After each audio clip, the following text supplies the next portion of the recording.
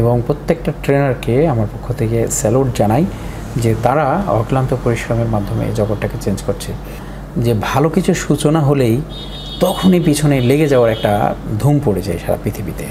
যারা ট্রেনার আছে এদের ঘুম হারাম, এরা রাত্রেও ঘুমাতে পারে না, দিনেও কোনো প্রশান্তি নেই, এরা খাওয়ার ঠিক নাই, নাওয়ার ঠিক নাই, সারাক্ষণ পেনের উপরে থাকে। এবং এই ট্রেনারগুলো ছিল বিধায় তারা নিজেরা স্টাডি করছে প্রতিনিয়ত এবং তাদের স্টুডেন্টদেরকে আপডেট করার চেষ্টা করছে। ওই ট্রেনারদেরকে নিয়ে কথা বলে না যে ট্রেনার তাদেরকে ব্রাশ দিয়ে ঘষে নেটওয়ার্ক ঠিক করা শিখিয়েছে, তাদেরকে নিয়ে কখনো কথা বলে না যারা ব্রাশ দিয়ে ঘষে সার্ফ এক্সেল দিয়ে ওয়াশ করে আপনার লাইট আইসে ঠিক করার চেষ্টা করেছে। বাংলাদেশে ওই সব সিনিয়রদেরকেও আমি স্যালুট জানাই যারা মোবাইলের মাদারবোর্ড ওয়াশের মাধ্যমে আমাদেরকে কাজ শিখিয়েছে।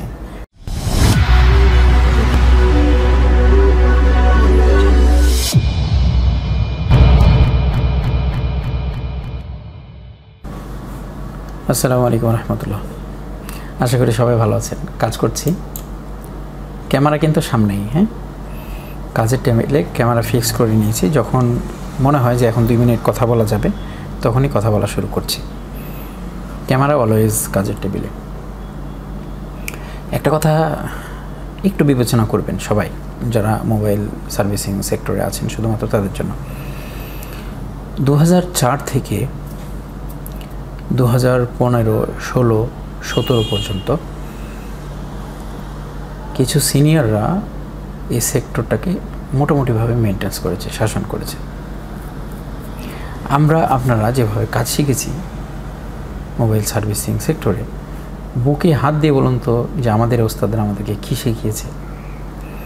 এই জগতে অনেক মানুষ আছে যারা কোটি কোটি টাকা ইনকাম করেছে শুধুমাত্র স্টুডেন্টদেরকে থিনার দিয়ে, সার্ফ এক্সেল দিয়ে, হুইল পাউডার দিয়ে, মাদারবোর্ড ব্রাশ দিয়ে ঘষা, ওয়াশ করা। এবং সেই সময় নেটওয়ার্ক সমস্যা হলেই মাদারবোর্ডকে কিভাবে ওয়াশ করতে হয় সার্ফ এক্সেলে ডুবাইয়ে, সেই বিষয়টাকে তারা শিখিয়েছিলেন। এবং তৎকালীন সময়ে অনেক টেকনিশিয়ান আছে যারা স্বনামধন্য টেকনিশিয়ান প্রত্যেকটা অঞ্চলে। আমি কাউকে কটাক্ষ করে বলছি না, জেনারেশনগুলো চেঞ্জ হওয়ার হিস্টোরিটা আমি তুলে ধরার চেষ্টা করছি। তো সেই সময় কিছু ব্যক্তিরা আছে যারা কাজ শিখাইতো, তাদের জন্য আমি সবসময় দোয়া করি এবং তাদেরকে আমি সম্মান করি, অসম্মানিত করছি না। মূল ফ্যাক্টটা আমি তুলে ধরার চেষ্টা করছি। তারা যদি আমাদেরকে পথ না দেখাতো হয়তো আমরা এ পর্যন্ত আসতে পারতাম না। আমরা প্রত্যেকেই কোনো না কোনো ব্যক্তিকে অনুসরণ করেছি, অনুকরণ করেছি, অথবা তাদেরকে আমরা কপি করার চেষ্টা করেছি। আবার অনেকেই আমাদের আইডল আছে যাদের লাইফস্টাইল দেখে আমরা আগ্রহী হয়েছি। অনেকে আছে যে তাদের টাকা গোনা দেখে আমরা আগ্রহী হয়েছি। অনেকে আছে যে বিজনেসের পজিশন দেখে আমরা তাদের প্রতি আগ্রহী হয়েছি। যে যেভাবে আগ্রহী হই না কেন আমরা কিন্তু উপকৃত। কিন্তু যেটা আমি বলতেছি যে সেই সময় যারা আমাদেরকে কাজ শিখিয়েছে তারা আমাদেরকে কী শিখিয়েছিল জানুন? আমার মনে পড়ে নেটওয়ার্ক সমস্যা আসলেও মাদারবোর্ডটাকে ওয়াশ করে 100 পাওয়ার লাইটের নিচে হিটে দিয়ে রাখতো আধা ঘন্টা 1 ঘন্টা ধরে।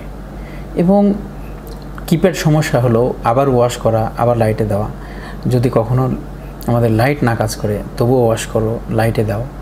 আর মুখস্থ একটা কাজ আছেই, শুধুমাত্র পাওয়ার এবং CPU section, central processing unit বাদে অন্যান্য জায়গায় যেসব সেক্টরে হিট দিলে নষ্ট হয় না বা ফোন ডেড হয় না সেই জায়গাগুলোতে অনবরত হিট দেওয়া। নেটওয়ার্ক না পেলে নেটওয়ার্ক আইসিতে হিট দেওয়া, চার্জ না হলে চার্জিং আইসিতে হিট দেওয়া। এই হিটিংয়ের হিস্টোরিগুলোর উপরেই আর কিছু ওস্তাদ আছে যারা লক্ষ লক্ষ টাকা ইনকাম করেছে, অনেকে কোটিপতি হয়েছে এই সেক্টরে। তখন কিন্তু কোনো ধরনের বাক্য বিশ্লেষণ হয়নি। 2016 সালের পর থেকে বাংলাদেশে আস্তে আস্তে কার্যক্রম শুরু হয়েছে অনলাইনের উপর অ্যাক্টিভিটি। আমি প্রত্যেকটা ট্রেনারদেরকে আমি স্যালুট জানাই। আপনাদের রাত জেগে পরিশ্রম এবং আপনাদের অক্লান্ত পরিশ্রম এবং আপনাদের নিজেদের স্টাডি করার মানসিকতাই আজকে বাংলাদেশের রূপরেখাগুলো চেঞ্জ করেছে।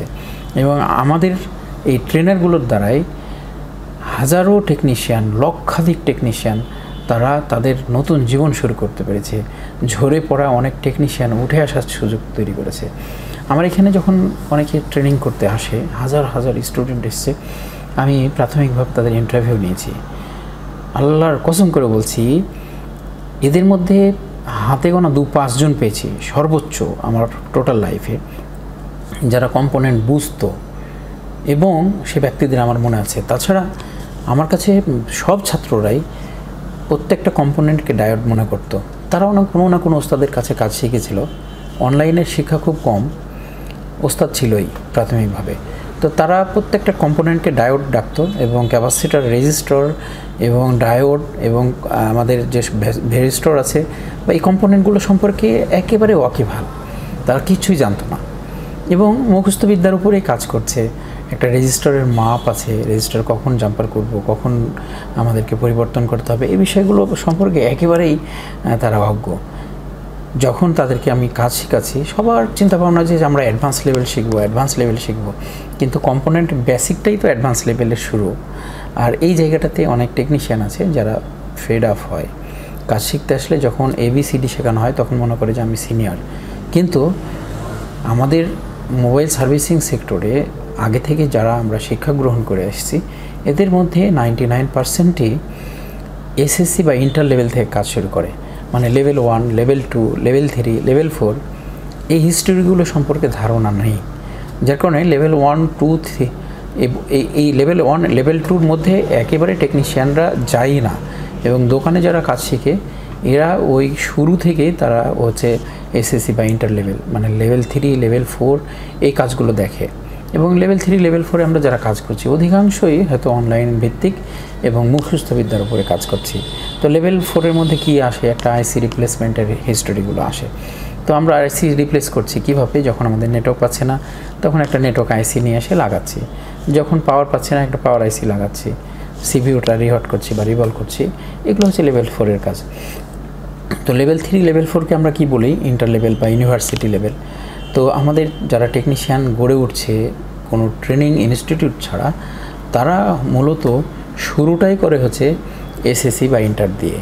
কিন্তু লেভেল 1, লেভেল 2-তে যে আমাদের প্রাথমিকভাবে আমাদের ফোনের খোলা লাগানো এবং এর সঙ্গে কম্পোনেন্টের পরিচিতি, পার্টস পরিচিতি এবং কম্পোনেন্টগুলোর কাজ কি, তাকে পরিমাপ করার যে সব হিস্টোরি আছে, এই হিস্টোরিগুলো থেকে একেবারে বাইরে, যার কারণে আমাদের টেকনিশিয়ানরা ম্যাক্সিমামই ঝরে পড়ছে। তো আমরা যেটা বলছিলাম যে ভালো কিছু সূচনা হলেই তখনই পিছনে লেগে যাওয়ার একটা ধুম পড়ে যায় সারা পৃথিবীতে। বাংলাদেশে মোবাইল সার্ভিসিং সেক্টরের ইউটিউব চ্যানেলের মাধ্যমে, প্রেজেন্টেশনের মাধ্যমে মোবাইল সার্ভিসিংয়ের ভিডিও নিয়ে আসা আমি প্রথম, এবং অনলাইন ভিত্তিক এই ভিডিওর মাধ্যমে ট্রেনিং সেন্টার চালানো এটা আমি প্রথম।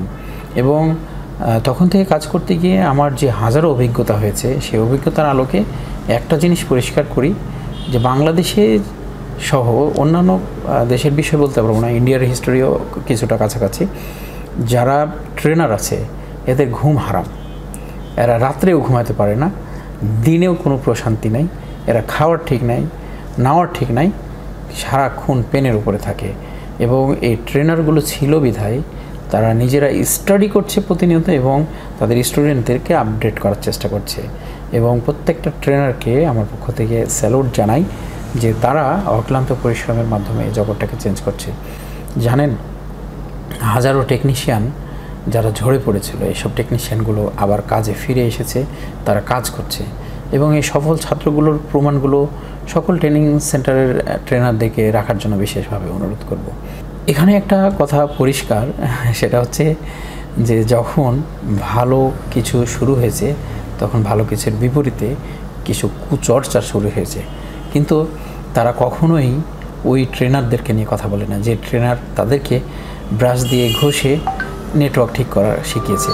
তাদেরকে নিয়ে কখনো কথা বলে না যারা ব্রাশ দিয়ে ঘষে সার্ফ এক্সেল দিয়ে ওয়াশ করে আপনার লাইট আইসে ঠিক করার চেষ্টা করেছে, অথবা নেটওয়ার্কের ইমার্জেন্সি কলসে আপনার পিএতে হিট দেওয়া শিখিয়েছে, অথবা নেটওয়ার্কের নো সার্ভিসের জন্য পিএতে হিট দেওয়া শিখিয়েছে। মানুষ আমাদেরকে নিয়ে চর্চা শুরু করেছে। সকলের জন্য শুভকামনা রাখি এবং বাংলাদেশে ওই সব সিনিয়রদেরকেও আমি স্যালুট জানাই যারা মোবাইলের মাদারবোর্ড ওয়াশের মাধ্যমে আমাদেরকে কাজ শিখিয়েছে। তারা যদি আমাদেরকে এই জগতের শুরুটা করে না দিতে পারতো তাহলে হয়তো আমরা এ পর্যায়ে আসতে পারতাম না। এর জন্য প্রত্যেকটা শিক্ষক আমাদের কাছে সম্মান পাওয়ার যোগ্য। তাদের হাতে যতটুকু সুযোগ ছিল সেই সুযোগটা আমাদেরকে করে দিয়েছে, আর আমাদের হাতে যতটুকু সুযোগ আছে সেই সুযোগটা আমরা বর্তমান জেনারেশনদেরকে করে দিচ্ছি। এবং তাদের হাতে যতটুকু সুযোগ তৈরি হবে ইনশাআল্লাহ আমাদের প্রত্যেকটি ছাত্রের কাছে আমাদের একটা বিশেষ আবেদন থাকে বা বিশেষ পরামর্শ থাকে যে তোমরাও তোমাদের নিজেদেরকে সমাজের জন্য বিলিয়ে দিবা এবং আগামী দিন আরও সুন্দর হবে। 5 বছর পরে জিএসএম সেক্টরের মান অন্যরকম একটা পর্যায়ে যাবে। 5 বছর 10 বছর পরে আমরা এই মুখস্থবিদ্যার টেকনিশিয়ানগুলোকে আর দেখতে পারবো না। এটার জন্য সবচাইতে বেশি ভূমিকা পালন করছে যারা অনলাইনে অ্যাক্টিভ এবং যারা এটাকে নিয়ে স্টাডি করছে অ্যাজ একজন ট্রেনার, সার্বক্ষণিক নতুন প্রযুক্তি নিয়ে নিজে ট্রেন করছে এবং নিজে শিখছে এবং অন্যকে শেখানোর জন্য প্রয়াস চালাচ্ছে এবং তারা সবসময় স্টুডেন্টকে ফোকাস করার চেষ্টা করছে। তো সকলকেই ধন্যবাদ জানাচ্ছি, মনে কেউ কষ্ট নেবেন না। আমি মূল বিষয়টা হঠাৎ করে মনে হলো, ক্যামেরা সবসময় সামনে, যার কারণে কথা বলছি। সকলের জন্য শুভকামনা। আসসালামু আলাইকুম রহমতুল্লাহ।